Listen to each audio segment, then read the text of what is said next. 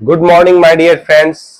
आज हम एटलस की कक्षा में एशिया महाद्वीप को देखेंगे। आइए हम एशिया महाद्वीप को देखें।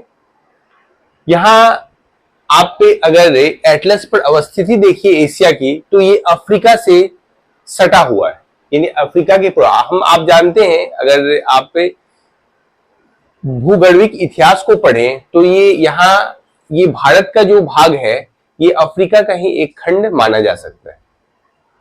ये बाकी कक्षाओं में देखा जाएगा। आइए एटलस पर हम अवस्थिति को जाने, कौन सा क्षेत्र कहाँ है। तो ये अफ्रीका है और अफ्रीका से ही सटा हुआ है ये अरब प्रायद्वीप। अरब प्रायद्वीप के बाद अगर आप देखिए तो ये भारत की अवस्थिति है, और ये आप देख रहे हैं इंडोनेशिया वगैरह का क्षेत्र है, और ये इसके छोटे छोटे द्वीप समूह। और यहाँ आप चाइना को देख सकते हैं, और इधर रसिया के पार्ट को, अगर 70% रसिया का देखा जाए भाग, तो वो एशिया में दिखाई देता है। अब यदि आप इस क्षेत्र को देखें तो ये कोरिया, उत्तर कोरिया, दक्षिण कोरिया और जापान की अवस्थिति है। तो यहां हम जानेंगे कि एशिया को कितने ब्लॉक में बांट के उसका अध्ययन किया जा सकता है। तो देखिए 5 ब्लॉक में हम इसको बांटे एशिया को अध्ययन के दृष्टिकोण से। तो यहां अगर आप इसको प्रैक्टिस करें, यदि हाथ से इसका प्रैक्टिस करें और ब्लॉक अपने से लिखने का प्रयास करें, तो ये आपके लिए बेहतर होगा।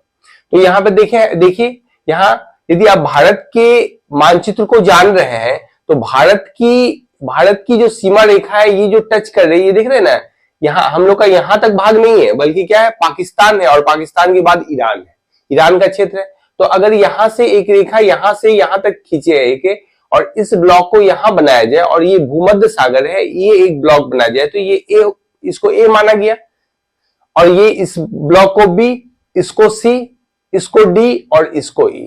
तो इस तरह ब्लॉक आपको लिख के पेपर पर, कॉपी पर लिख कर इसको प्रैक्टिस करना पड़ेगा। अब आइए देखिए, क्या ए यदि ब्लॉक है तो ये है पश्चिम एशिया का, जिसको वेस्ट एशिया कहते हैं। बी हो गया दक्षिण एशिया यानी साउथ एशिया, और सी जो ब्लॉक आपका हो गया दक्षिण पूर्व एशिया यानी साउथ ईस्ट एशिया, और डी जो है, डी ब्लॉक देख रहे हैं, वो क्या है, सुदूर पूर्व यानी फार ईस्ट, और ई को आपने देखा क्या, मध्य एशिया यानी सेंट्रल एशिया। तो यहां पर गौर कीजिए फिर से एक बार, यहां पर ए दिख रहे हैं, ये वाला जो पार्ट है ये क्या है आपका, पश्चिम एशिया है। यहां पश्चिम एशिया मतलब वेस्ट एशिया।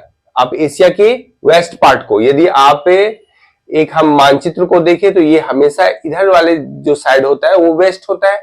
ये हो गया ईस्ट हो गया, ये हो गया नॉर्थ हो गया, और ये साउथ हो गया। दिख रहा है ना, वेस्ट है, वेस्ट पार्ट में ए है तो इसको हम वेस्ट एशिया कहेंगे।